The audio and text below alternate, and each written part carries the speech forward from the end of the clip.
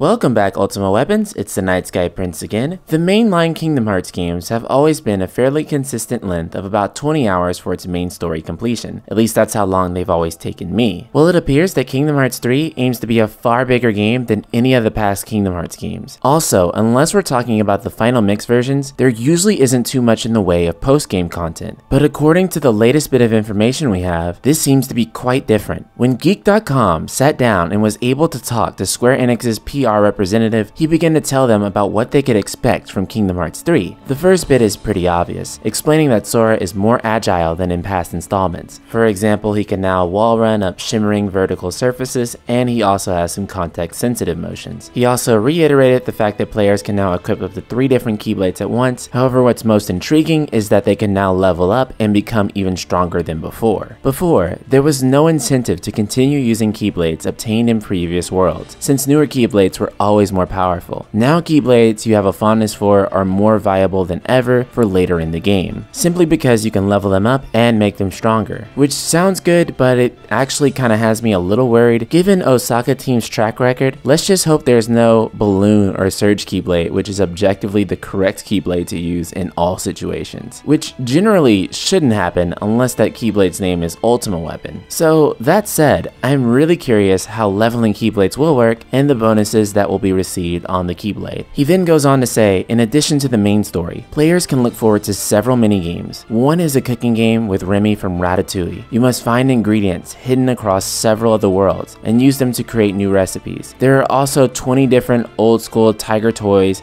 / Game & Watch style 2D side-scrolling games based on the Mickey Mouse cartoons. Yes, the ones from the 1930s and 40s. Building your gummy ship is pretty much a mini-game of its own. Kingdom Hearts 3 is around 40 to 50 hours if you stay on the critical path. Including mini-games though, players can expect up to 80 plus hours of content. Essentially, what this Square Enix PR representative is saying is that if you're wanting to stick to the main story, it should take you around 40 hours, and if you want the Platinum Trophy, it should take you around 80 hours. If I'm going to be honest though, this is all just more than likely PR talk. After all, Final Fantasy 15 they said was going to have a 60-hour main story, and in reality, Final Fantasy 15, without diving into the side content, is easily completable in around 20 hours. This is just something that PR people in general like to do. Of course, that is why their job is public relations. So I feel as though Kingdom Hearts 3, despite having some sort of record size, will still be the standard length of a Kingdom Hearts game as we know them now. But with the order in which you visit each world set to be linear, and no second visits to each world, it means that the playtime of each world, instead of being divided up into 2 different playtimes, will be one really long play session. Though, on the off chance that Square Enix isn't just bumping up the gameplay time of Kingdom Hearts 3, and given that there's less worlds in this game than Kingdom Hearts 2, we can expect that worlds in Kingdom Hearts 3 are going to be absolutely massive and take quite a number of hours to get through. It doesn't seem like they want to add anything like traditional side quests though, as it seems like everything he pointed to after the 40 hours was up was stuff more like mini games than it was super bosses or additional side quests or hunts that you could expect from a traditional RPG. Not to say that I expected those things, but just given how open each of the worlds are now, it just sort of seems like they would have inserted like traditional side quests in there, but it looks like they'll be staying true to the Kingdom Hearts formula overall. And what's most important to me is that it seems to indicate that worlds are something that you can't just play through and it feels like a bad retcon of a Disney movie or a separate side story, which honestly Birth by Sleep and Dream Drop Distance had a massive problem with. It means that the game would have to return to the way in which Kingdom Hearts 1 beautifully tied the Disney worlds into its own plot and in a meaningful way. It means that the Disney worlds will have more depth to them, rather than just feeling like a filler episode of an anime, especially in some of the more recent Kingdom Hearts games where instead of just slightly advancing the plot every time I get to the end of the Disney world, it'd be awesome if they could continue to build up the main story of the game while you're playing through the Disney worlds, rather than getting to the end of the world, seeing that Riku isn't there, and then just going to another one and asking if Riku's there. All in all though, from everything I've seen, Kingdom Hearts 3 looks like it's on track to be an amazing game. So Ultima Weapons, what do you guys think? Will Kingdom Hearts 3 really be 40 hours main story? I mean, they really do have a lot to try to wrap up. Will you go for the 80 hours to platinum, or do you just think that Square Enix's PR people are just doing their PR job? Subscribe, click the bell icon, and let me know what you think in the comments below. And if you really love Kingdom Hearts, I mean really love Kingdom Hearts, be sure to head on over to our Facebook group, Ultima, Square Enix plus JR JRPGs, where the Keyblade unlocks all sorts of locks. All sorts of locks. Link in the description below.